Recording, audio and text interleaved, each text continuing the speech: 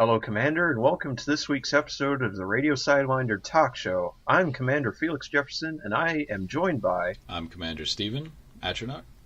Commander Honoris Nex Nessus. And I'm back, nerds! Commander Proud Cipher.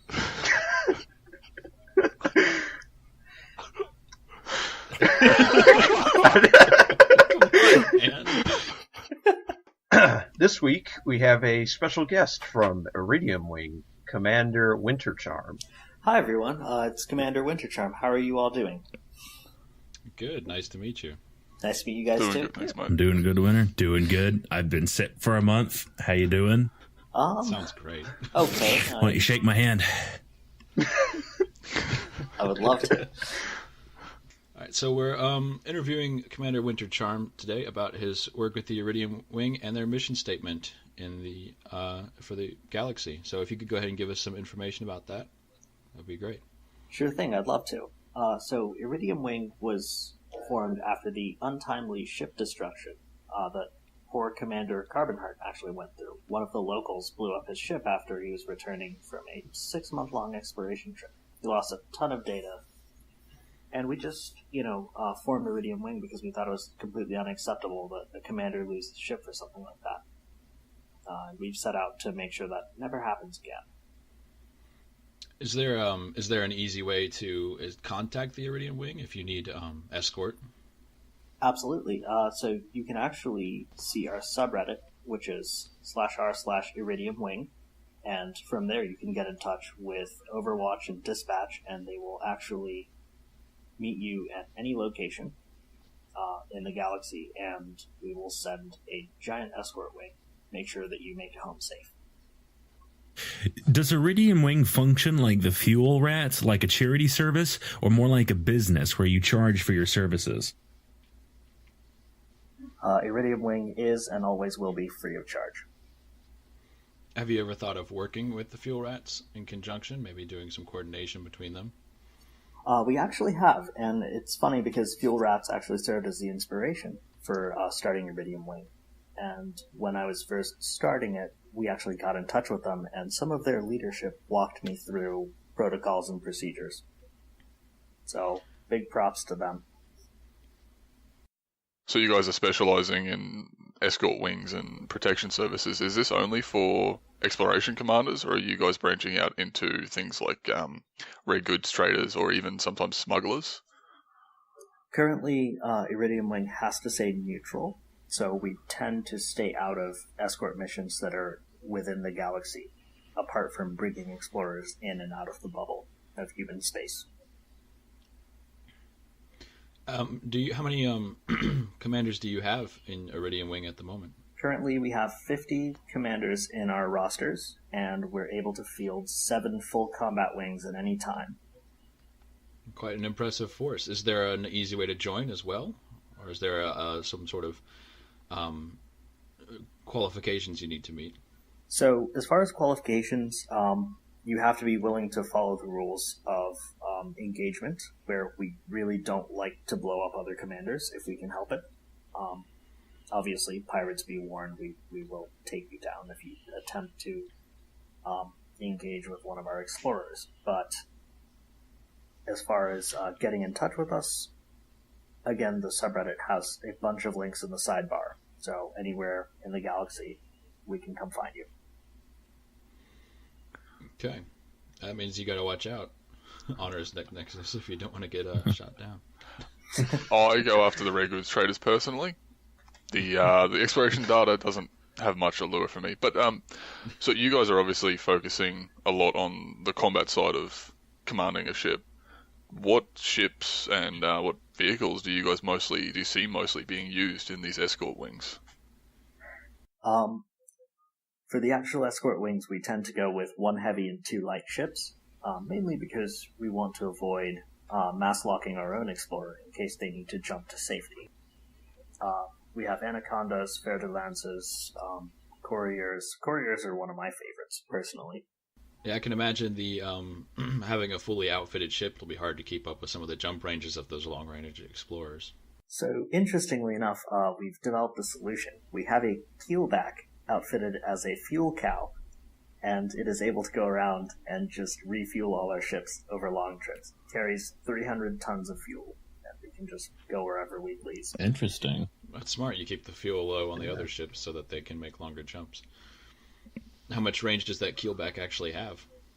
It's about 10 or 15 light years. So. Not bad for a ship that heavy. Yeah, not bad. It's a lot of fuel, too. Yeah, it really is.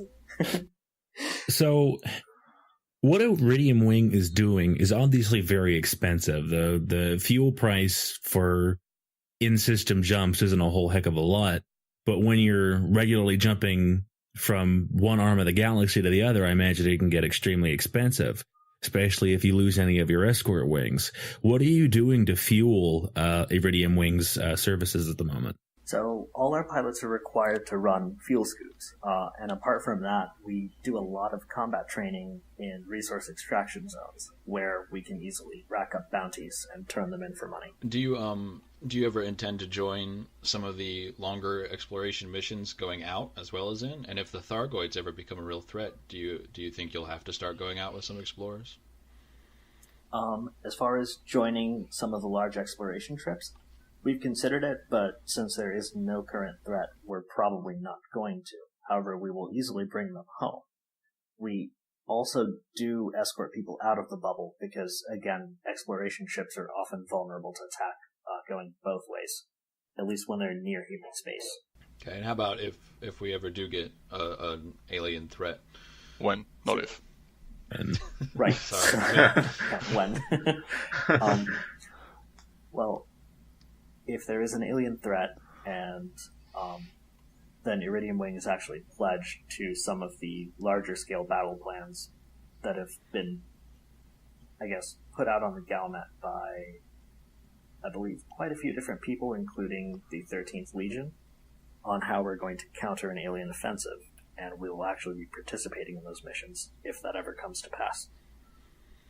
Now, do most of your pilots pledge to a major power, or do you all try to stay independent of any major powers?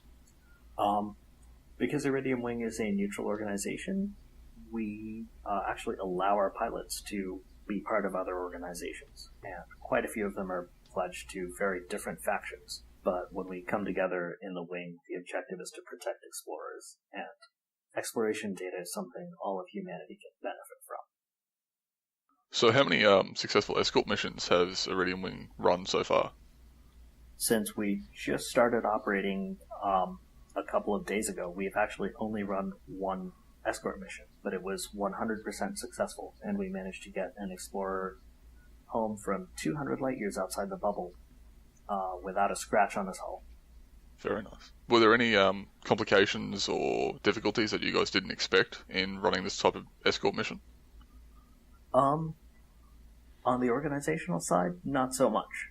It was pretty smooth sailing for the most part, and as far as the world itself throwing things at us, we had 2 different engagements develop, and one narrowly missed interdiction.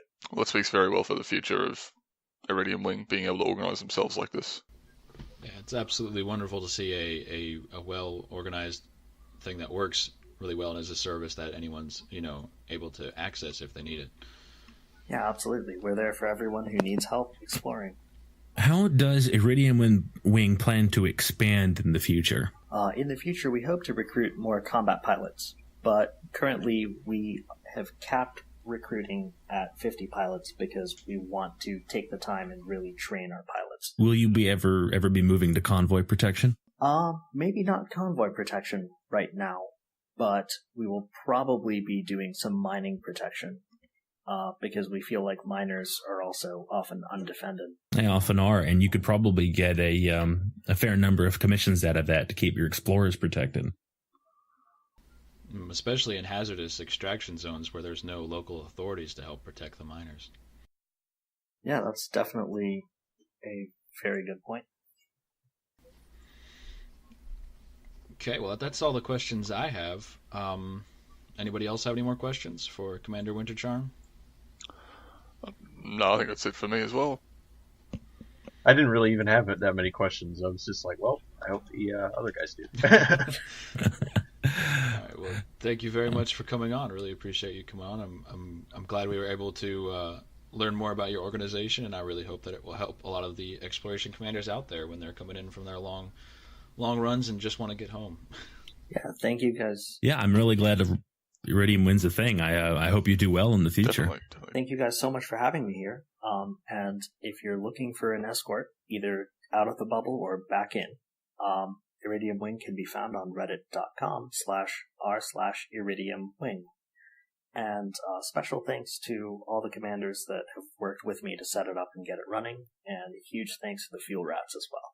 Well, I do believe it's time for our commercial break. We'll be back in just a few minutes, commanders. Hang in there.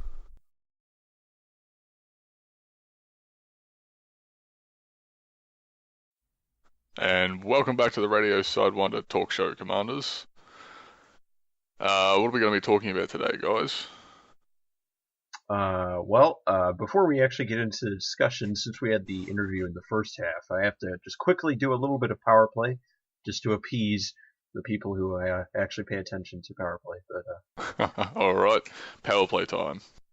This week for the power play, it seems to be a little normal, not as quiet as it was last week, with your highlights being that President Zachary Hudson and Senator Denton Petraeus teamed up and took down the Empire's Dawn. Arissa Duvall has recovered from her resource shortfalls, netting a vast reserve of capital to finance the expansion of the Shield of Justice. Pranav and Tal secured another system this week as violent protests in the Kana system were decisively ended. Pirate Lord Archon Delane's Kumo crew withdrew from the He Zions, Brunhillo, and Bahatra systems following last week's uprisings. Before we get started on the news, just to mention, Commander Proud Cipher and Commander Winter Charm are unfortunately not in communication with us at the moment, but I'm sure he'll be back soon. And we'd like to thank Commander Winter Charm one more time for coming on the show and doing his interview with us. Okay. So, first thing that we should probably talk about is these mysterious Diamondbacks that keep showing up. Quite a few people have reported to see them. Some of those may be hoax, trying to get, a little attention, like, oh yeah, I saw some aliens. But it seems these mysterious ships, they just they come into near Obsidian Orbital a lot, apparently, and they sit there and they don't request docking and they don't respond to anybody. They scan and then they just leave. They just disappear. Yeah. Really weird. Very, very weird for Thargoids to be acting like this, yeah. Yeah, I think it's an interesting coincidence. As I understand it, one of the first ships to actually collect an unidentified artifact, and indeed a lot of the ships that are in that area collecting unidentified artifacts are Diamondbacks, and they maybe it has to do with information that's getting sent to the Thargoids from those. If that's something you're thinking about.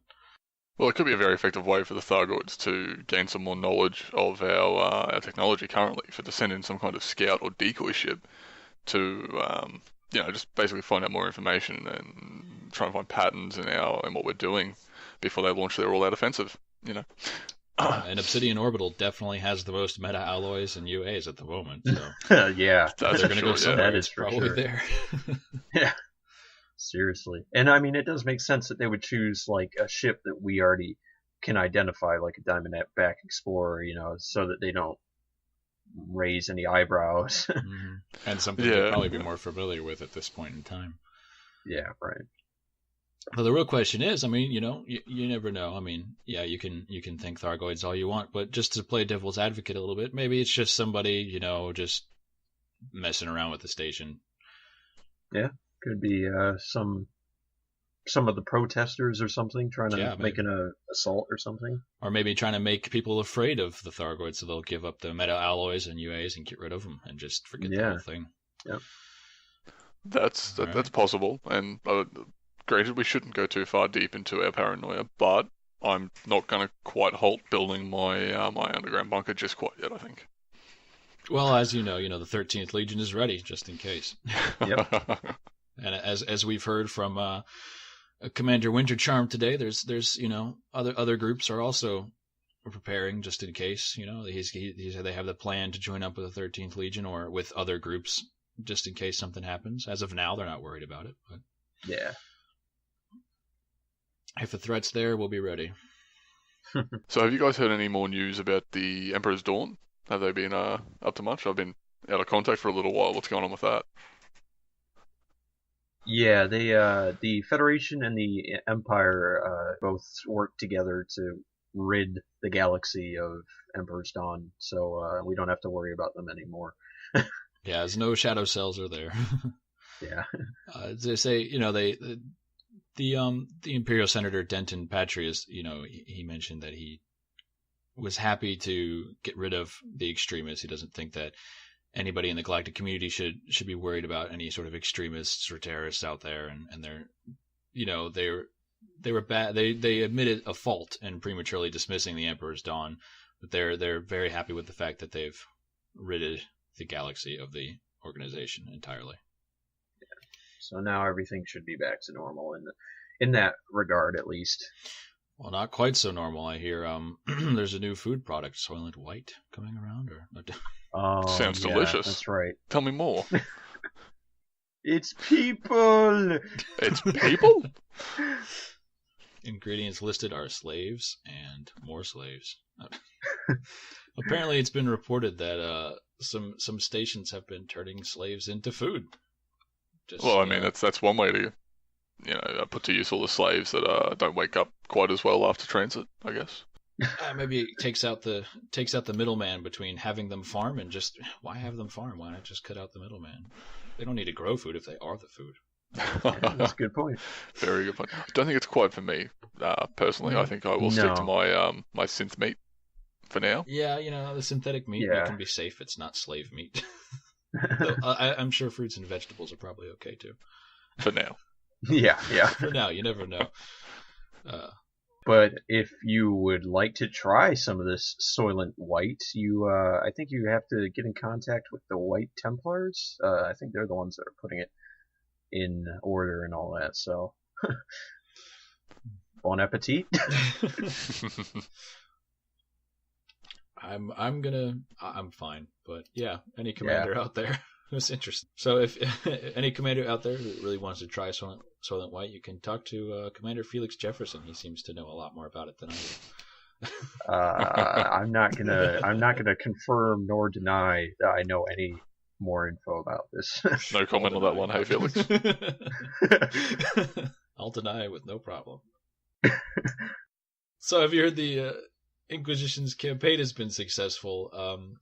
Mavia Kane has announced that their plan to develop a planetary outpost on High Solo Prospect has been enthusiastically received by the galactic community. So, for those of you who don't know, the Inquisition is I believe they're imperially aligned, and their mission statement is it's kind of similar to most other groups out there, and that they're just trying to rid the galaxy, especially their little wedge of the galaxy, rid it of pirates and thieves and smugglers, and just keep the place safe, basically. So I'd say they're trying to expand a little bit, and they're successful, I understand, in expanding a little bit and getting their own little home. I think one of the biggest things about this announcement is that they plan to have it be one of the best equipped planetary outposts in the entire galaxy. At least that's what they're saying. They say it can be rivaled only by Jameson Memorial. So it'll be maybe a good place to stop for commanders if you want to find some good equipment, if you want something that's has a little bit more of what you need, not just refuel. It's quite a lofty goal for them to shoot for there, especially with the fact that from what I know of them, they're very heavily imperially aligned. So I don't think they look too favorably upon the Alliance and Federation pilots. So it'll be interesting to see how they go about doing that just with the Imperium. Yeah, well, they say like they claim they have a large amount of support from the entire galactic community. At least that's what they're saying. They say they can get it done. So when it's done, I'll be happy to take a look. All right, well, that's all we have for news discussion this week. But if you like what Radio Sidewinder is doing, like the talk show, like the music, be sure to check out our minor faction and come check out our headquarters system in the Tago system. and come say hello. And if you're feeling a little lonely or you have any questions about the Radio Sidewinder minor faction, or just any questions we can help you answer in general, you can come join us at the Pilot's Lounge at Radio Sidewinder. All right, Commander. That's all we have time for this week for the Radio Sidewinder Talk Show. Signing off for Commander Felix Jefferson, Commander Stephen Ashnock, and Commander Honoris Nex Nessus. Fly safe.